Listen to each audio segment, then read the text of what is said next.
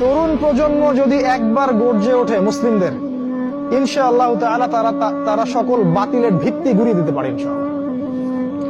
তরুণ প্রজন্মের মধ্যেই ছিল খালিদ বিন ওয়ালিদ, তারেক বিন জিয়াদ, এই মানুষগুলা, ওমর ইবনুল খাত্তাব, আলী ইবনে আবি তালেব, যায়েদ ইবনে হারসা, আসাদুল্লাহ, সাদ ইবনে আবি ওয়াক্কাস। এই যে সাহাবায়ে কেরামদের নাম আপনারা জানেন, তরুণ সাহাবী ছিলেন যখন তার ইসলামের পক্ষে দাঁড়িয়েছিলেন।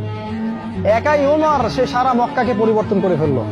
এক হামজার সামনেই 20-30টা মানুষ দাঁড়াতে সাহস পাইত না। একজন তারেক বিন জিয়াদ, তিনি স্পেন জয় করে ফেললেন মাত্র অল্প কিছু সৈন্য নিয়ে। মোহাম্মদ বিন কাসিম আমাদের এই ভারতীয় উপমহাদেশ জয় করলেন। এখন আপনি মুসলিম হয়ে এখানে বসে আছেন। এই তরুণ প্রজন্মই পারে এই বাতিলের শিকড় উপড়ে ফেলতে। এই জন্য মাসিহুদ দাজ্জাল এবং তার অনুসারীরা খুব ভালো করেই জানে যে মুসলিম তরুণ প্রজন্মকে যদি আমরা আটকাতে না পারি, তাহলে আমাদের ভবিষ্যৎ খারাপ আছে।